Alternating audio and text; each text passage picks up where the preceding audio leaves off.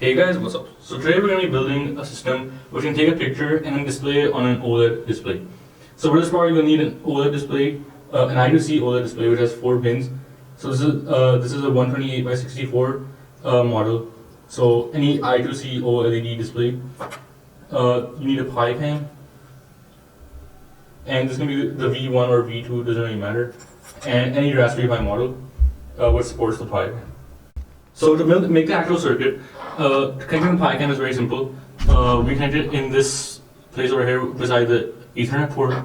So the blue side of this faces the Ethernet cable, and you just open the black thing over here, and then you place the pins like this inside, and you fasten it by pressing down on the black thing. So once it's secure, that means it's connected. So as for the I2C OLED display, there's 4 pins. So the first one is VCC, which means 5 volts. So on the Raspberry Pi, depending on the model, you can actually check the configuration on Google. So for my model, the VCC, which is the first pin over here, actually corresponds to the top right, which is the 5 volts on the Raspberry Pi. So I'm going to do with a male to female jumper wire over here. The next one we consider is the ground. So that's the second one. So the ground on this Raspberry Pi happens to be the third one at the right side. So I'm going to place that here. Now the remaining 2 are SCL and SDA pins. So this is for I2C communication, and Raspberry Pi has SCL and SDA pins. So the SCL goes to SCL and SDA goes to SDA. So the first one is SCL, and this one is the third from the left. So this pin over here, like that, and then the last one is SDA, which is the second pin over there. So on the left side, the second pin is the SDA. So the next step to actually get this OLED display to work, you need to download the library. So I'm putting a link in the description which goes through the whole process of installing the library and testing to make sure that the OLED is working with Raspberry Pi. So you guys should do that now, and then after this we'll be looking at the program. Alright, so now it's time to look at the program. So in the beginning we import some libraries. So for example, the PiCamera library, which will allow the Raspberry Pi to control the PiCam using Python. Then there's the sleep function from the time library. So this is what allows our program to pause for some time. Then there's these 2 libraries which you will need to install, and the link will be in the description, which goes through the whole installation process. So these are for controlling the OLED display with Python on Raspberry Pi. Then from the PIL image library, we have 3 functions: image, image draw, and image font that we import. So now at the beginning, as you can see, this is basically the initialization of the OLED. So over here, this is basically the same program as it was in the examples. So if you open it, when you install the library, there will be a folder which goes through all of the examples. So this one, Adafruit Python, then examples. So then there's a bunch of codes here, like let's say image.py. So if we open this, it's going to take some time. Yeah, so if you open it, here this is the same initialization as that. So rs equals 24. So up to here it's basically the same thing. So all of this is the same thing. Then over here, this is also from one of the example codes. So this basically allows the OLED to reset. So it basically draws a blank rectangle on it, so nothing is there. Then we initialize these variables, which will be useful when we actually print some text on it. So like top equals padding. So this is the position of the OLED where we'll actually write the text. So after that, I actually write some text. So at the top of the OLED, press R to take in. Since the screen is pretty small, this is all I can fit on one line. So then on top is A, so basically the next line downwards, it says image, and then similarly press D to display the image. So this is the initialization of the OLED, which will allow the user to see this text on the OLED, and then he can press the button. So then this part is actually for taking the images and displaying it. So we first start by letting y equals to 0. Okay, and over here we actually, like when you do something like this, you actually press this.image, whatever the image was, and this.display to actually display it on the OLED.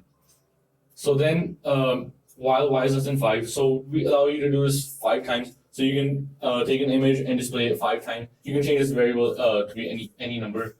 Average than 5 because it's like a basic example. So then x equals input, and then it says press R or D. So with your keyboard, you actually press R or D, and R is for taking an image and D is for displaying it. So when you actually enter it, it reads input as the variable x, saves a value into the variable x. So then if x equals R, which means you want to take an image, it will start the preview of the camera. So if you have a monitor connected to the Raspberry Pi, it'll actually show the live preview from the camera on the monitor. Then it leaves 7, so you have 7 seconds to adjust yourself, or whatever object you're taking the image of. Then it actually takes a picture and saves it to this directory. So I've saved it on my desktop as temp.png. So the format has to be PNG in this case for actually displaying on the OLED as well. So then it stops the preview. And then else if you want to display it, which means x equals D, you first clear the display so everything resets, and then it actually opens the image as image2. It opens the same file that we just saved and reset it to be the display width and height, which in this case is I think 128 by 64, 128 by 32. And then it converts it to the same format. So this is also from the example code for image.py. So this is to actually display any saved image onto an OLED display. So then displays the image, so image2 displays it. Again, display to display it, and then sleep can. So this will allow the image to remain on the OLED for 10 seconds. So you can see it for 10 seconds. Then it clears the display, and again, you have to do display to actually clear it.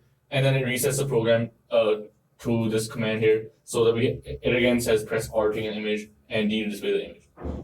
And then at the end of the whole while loop, it increases y by 1, so you can so it only happens 5 times. So basically, you start 0, then 1, then 2. And then eventually it'll be 5. So after that, the program stalls.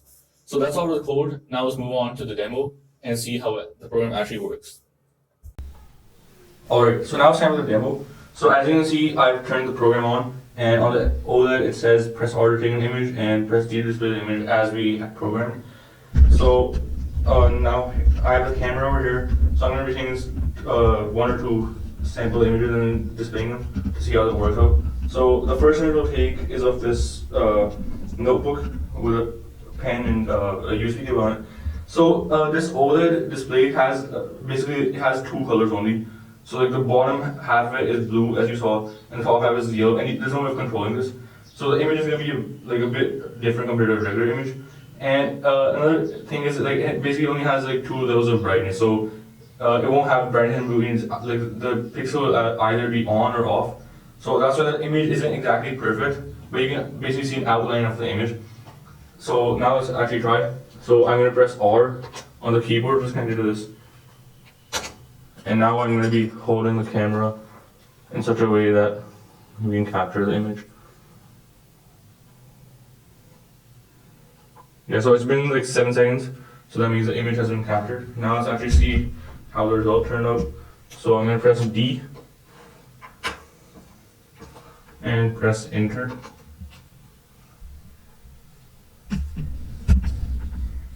So as you can see, you can kind of see the USB cable. The notebook is white. So like this is what I mean by this OLED display, because it only has 2 levels of brightness and 2 colors. So the image isn't exactly perfect, but you can see the general outline of the image. So now let's take another image. I'll take this time of myself. So I'm going to press R again on the keyboard and press enter. And I'm going to be focusing the camera towards myself.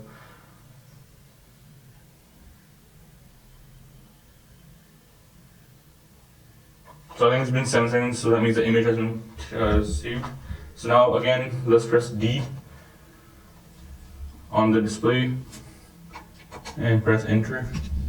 And as you can see, that's basically, like it's a rough outline, you can't exactly see the details that much, but that is me over there. So you can see the background is brighter and my face was kind of dark because the light is against me. So yeah, that's all for today. Hope you like this project, and the code and everything will be posted in the GitHub link down in the description. Thanks for watching.